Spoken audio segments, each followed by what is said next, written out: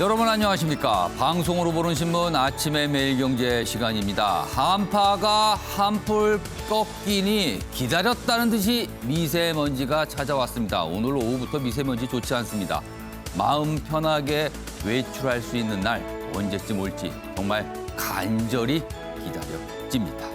오늘도 조간신문 일면 기사부터 출발하겠습니다. 먼저 매일경제입니다. 실업 관련 얘기가 실려 있습니다. 일자리 빙하기다. 작년 21만 개 일자리가 사라졌다. 이렇게 제목이 되어 있습니다. 이 기사 중간에 있는 그래프부터 좀 보겠습니다. 이 그래프를 보시면 한눈에 비교가 됩니다. 2016년부터 작년까지 연도별 취업자 감소의 모습인데요. 전년 대비 비교를 한 겁니다. 여기 보면 2016년에는 늘어납니다. 17년에도 늘어났죠. 그다가 2018년 좀 주춤하고 좀 늘어나가 싶더니 올해는요. 마이너스 21.8%입니다. 8%가 아니라 21만 명입니다. 제가 잘못 얘기했습니다. 전년하고 비교했을 때 21만 명 넘게 줄어들었습니다. 내용 좀 더 자세히 보겠습니다. 1998년 외환위기 이후 최악이다. 그만큼 실업 심각해졌다는 겁니다. 실업자 수 자체는 110만 명을 넘어섰습니다. 2000년에 지금 통계를 마련했는데 그때 통계 변경 이후 최대를 기록하는 상황이다. 기사는 이렇게 전하고 있습니다. 다음은 조선일보 보겠습니다. 탈원전 정책 추진 과정도 감사에 착수 이렇게 제목이 되어 있습니다. 감사원이 2주간 산업부에 대해서 감사를 하는데요. 이 월성 원전 경제성 조작 의혹과는 별개라고 합니다. 그렇다면 어떤 과정을 들여다보는 것이다. 이런 설명이에요. 전문가들은요. 절차 위법 결론 땐 탈원전 정당성 뿌리째 흔들릴 수 있다. 뭐 이런 분석도 좀 내놓고 있습니다. 원전 얘기가 요즘에 정치권을 중심으로 계속 나오고 있습니다. 이번에 한국일보 보겠습니다. 정인이 양모 살인죄가 추가됐습니다. 어제 첫 재판이 열렸어요. 법의학자들 사망 가능성 인지 이렇게 판단한 겁니다. 법의학자들이. 검찰 첫 재판에서 공소장 변경 신청을 했습니다. 그리고 재판에 나온 양모는 고의는 없었다. 이런 주장을 펼쳤습니다. 앞으로 본격적인 재판, 다음 재판은 한 달 뒤에 열리게 됩니다. 마지막으로 국민일보 보겠습니다. 번지는 백신 음모론. 그러니까 백신을 맞으면 뭐 문제가 있다. 뭐 이런 얘기들이에요. 당신의 공포심을 노리고 있다. 이런 터무니없는 음모론이 돌고 있다는 겁니다. 여기 보시면 인구 통제용 조작이다. 생체칩 이식이다. 뭐 이런 얘기가 섞여 들어갔답니다. 노년층을 중심으로 허위 정보가 퍼지고 있다. 지금보다 더 확산할 땐 이런 정보가 확산할 땐 접종 거부 사태 우려가 커질 수도 있다. 이건 정보가 아니죠. 그냥 음모론입니다. 음모론. 이런 음모론이 확산될 염려가 있고 그 이후에 여러 가지 걱정을 좀 자아낼 수 있다. 이런 내용입니다. 지금까지 일면 기사 짚어봤고요. 오늘도 뉴스의 행간을 읽어주시기 위해 네 분께서 자리하셨습니다. 한 분씩 소개해드리겠습니다. 먼저 윤영걸 전 매경닷컴 대표 오늘도 자리하셨습니다. 그리고 그 옆에는 현근택 전 민주당 법률위 부위원장 자리하셨고요. 그리고 이준석 전 미래통합당 최고위원도 나오셨습니다. 그리고 마지막 자리에는 박창한 장한대 교수 나오셨습니다. 안녕하세요.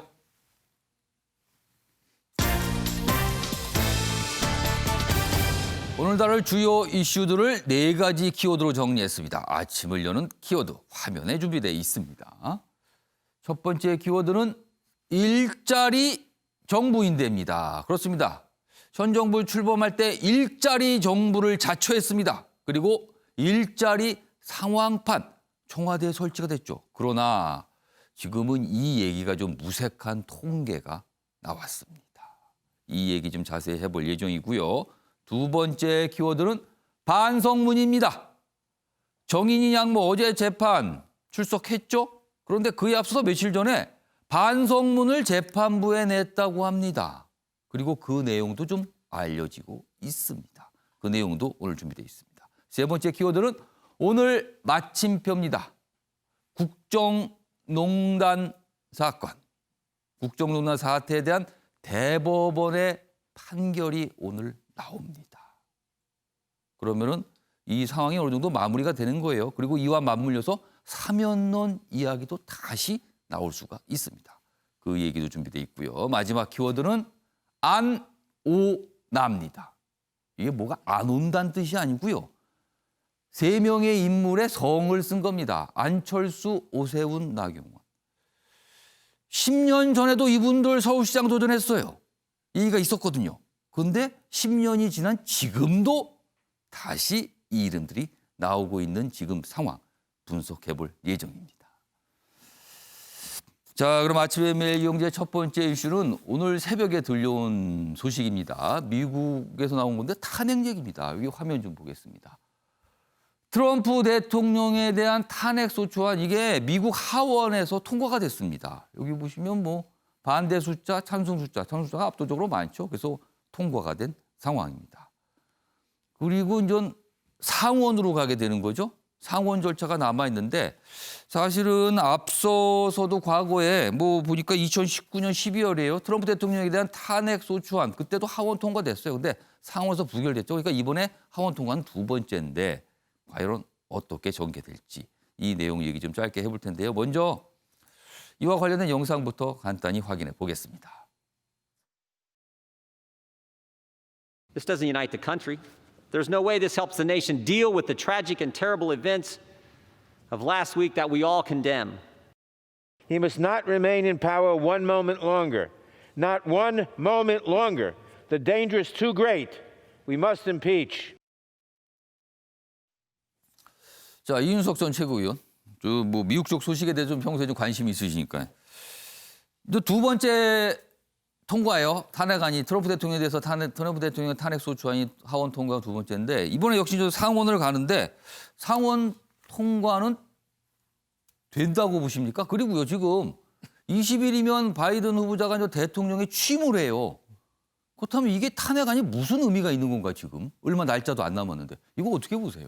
실질적으로 이제 상원 같은 경우에는 의장이 이제 펜스 부통령이기 때문에 예. 여기에서 의사 절차를 이제 뭐 진행시키지 않는다 그러면은 지금 뭐 시점에서 탄핵이 큰 의미를 갖기는 어렵습니다. 그런데 이제 탄핵에 있어가지고 하원에서는 어차피 민주당 우세였기 때문에 예. 이제 과반으로 가결될 거리라는 전망이 우세했는데 상원으로 가면 또 3분의 2 의결 조건이 있기 때문에 통과가 불가능할 것이다. 이건 뭐 자명해 보이거든요. 그렇기 때문에 이거는 민주당에서도 이 바이든 행정부 시작하는 시점에 정치적으로 이제 속된 말로 기죽이기 하는 그런 이벤트에 가까운 것이지 이게 어떤 실질적인 결과로 나오진 않을 것이다. 실제로 지금 미국 대통령이 탄핵된 케이스도 없거든요. 보면은 지금까지 예. 하원 탄핵까지 가거나 아니면은 탄핵 직전에 이제 사임한 경우는 있다 하더라도 실제 예. 탄핵을 진행한 경우는 없기 때문에 이것도 아마 그냥 선언적인 절차로서 지금 민주당이 진행하고 있는 것이 아니냐 이렇게 봐야 될 것 같습니다.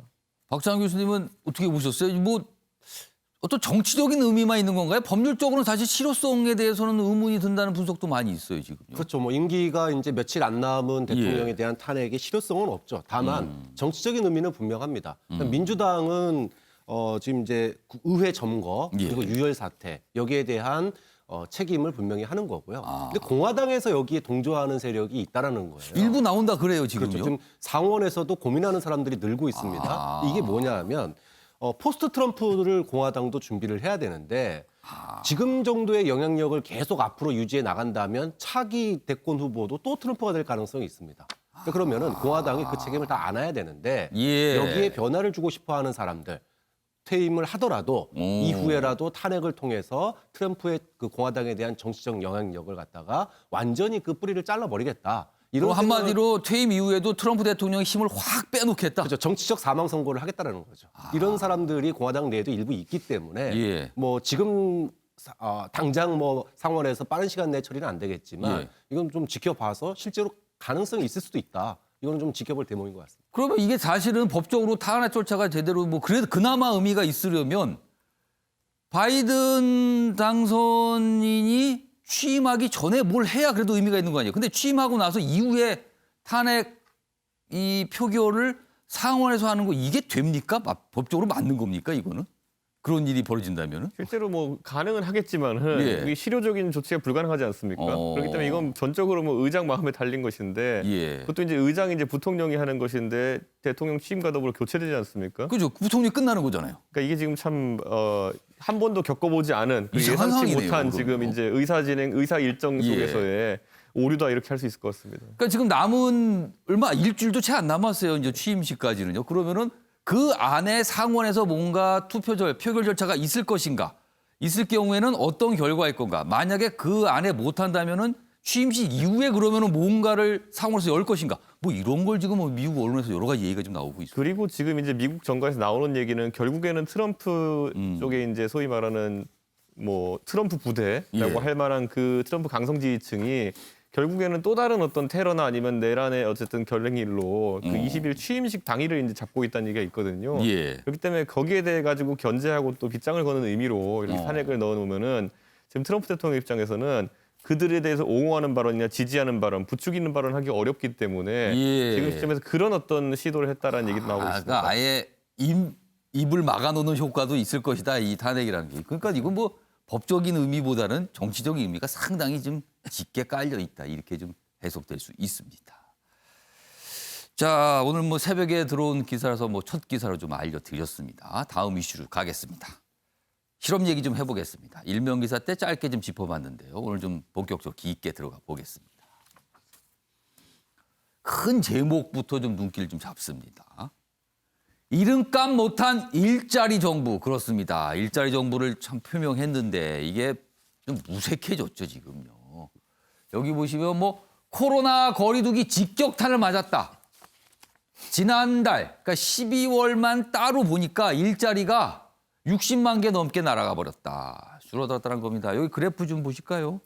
이 그래프는요, 지난해 1월부터 12월까지 월별 취업자 증감, 얼마나 늘어나고 줄어드는가 이걸 보여준 겁니다. 그리고 비교 대상은 그 전해 같은 달입니다.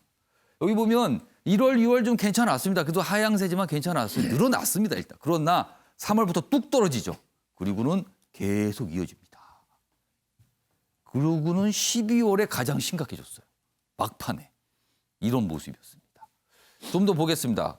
어제 이제 통계청에 지난해 이 취업 관련 통계가 나온 거예요. 근데 보면은 두 가지로 볼 수 있습니다. 지난해 마지막 달인 12월 통계, 그리고 지난해 1년 전체 통계, 뭐 다 설명이 돼 있습니다. 지난달 12월 취업자 수는 뭐 2,600만 명 정도 되는데요. 이게 전년 같은 달에 비해, 그러니까 2019년 12월하고 비교해 보면 62만 명 넘게 줄어든 거예요. 이게 줄어들었어요. 그리고요, 이쪽으로 갑니다. 이 내용은 연간 비교죠. 지난해 연간 취업자 수도 2019년하고 비교해 보면 21만 8천 명이 줄은 겁니다. 그러니까 월별로 따져보나 1년 전체로 따져보나 이게 좀 심각해졌다. 이런 얘기가 되겠습니다. 자, 그럼요. 이와 관련된 영상이 있는데요. 먼저 확인해 보겠습니다. 지난해 11월 코로나 3차 확산에 따른 경제 파급 역량 여파에 기저 효과까지 겹쳐 12월 고용 상황이 더 악화된 모습입니다. 코로나에 따른 고용 충격으로 고용 시장의 체력이 상당히 저하된 상황에서 기저 효과까지 감안시 앞으로 1, 2월까지 지표적으로 힘든 고용 상황이 지속될 것으로 예상됩니다. 자, 그럼 어제 공개된 통계청의 취업 관련 통계 좀 더 자세한 내용들 들여다보겠습니다. 다음 기사입니다. 실버 일자리 정부다. 그러니까 일자리 정부를 표명했다는데 이 기사는 앞에다가 실버를 붙였어요. 실버 일자리 정부다. 60대 이상 일자리가 37만 개 늘어날 때 경제 허리라고 할 수 있는 30대, 40대 일자리는 32만 개가 꺾였다는 겁니다.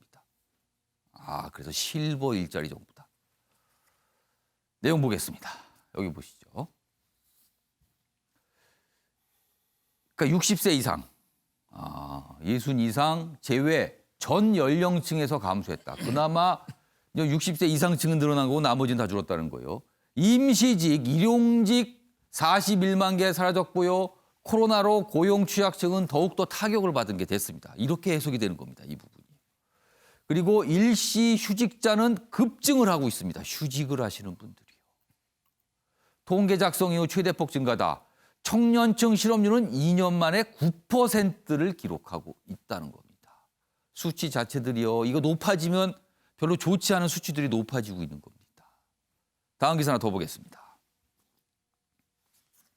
할 수 있는 건 이것뿐. 그 이것이란 공무원 채용입니다. 역대 최대 전망입니다.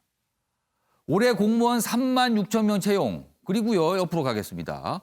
공기업을 합쳐서 7만 명을 넘어설 것으로 보입니다. 그렇다면요, 지금 민간 일자리는 잘 안 늘고요. 그리고 3040 그 세대 일자리 줄어들고 있는데 공무원 일자리는 늘고 있다. 어떻게 보면 그나마 버틴다 이렇게 볼 수도 있지만 이거밖에는 없구나. 또 이렇게 심각하게 볼 수도 있어요.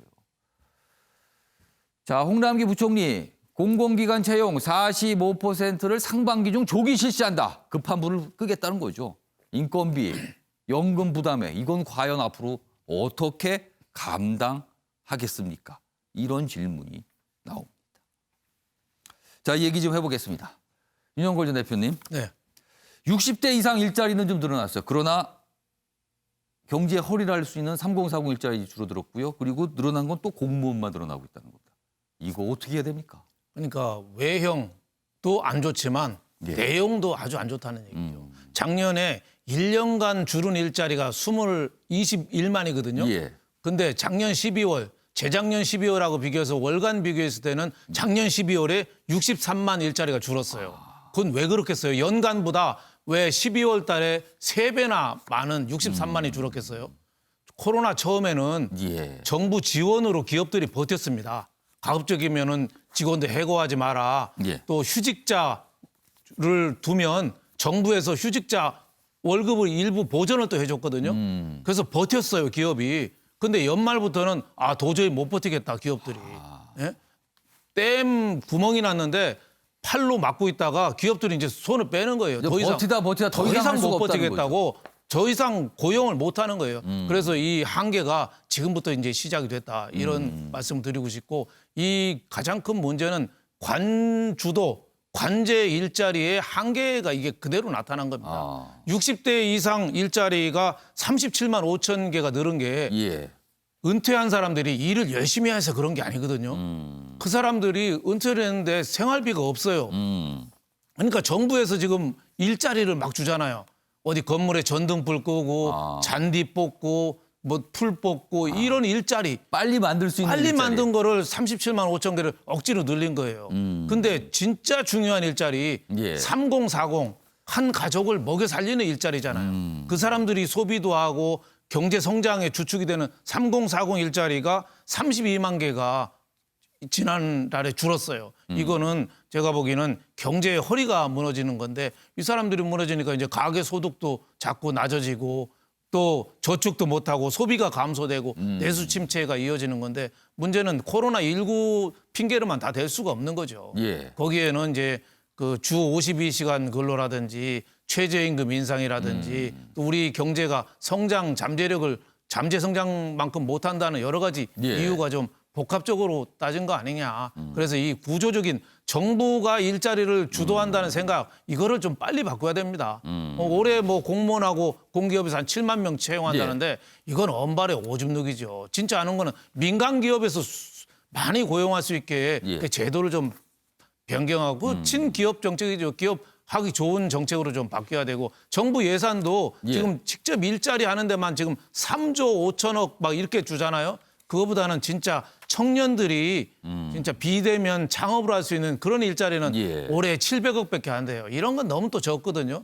그 정부 생각부터 좀 바꾸고 민간이 좀 활성화될 수 있게 기업에 대한 규제도 좀 완화하고 총체적인 저는 생각 자체를 바꾸지 않으면 예. 지금 더 이 순간에도 일자리는 더 줄어들고 있다. 이런 말씀을 드리고 싶습니다.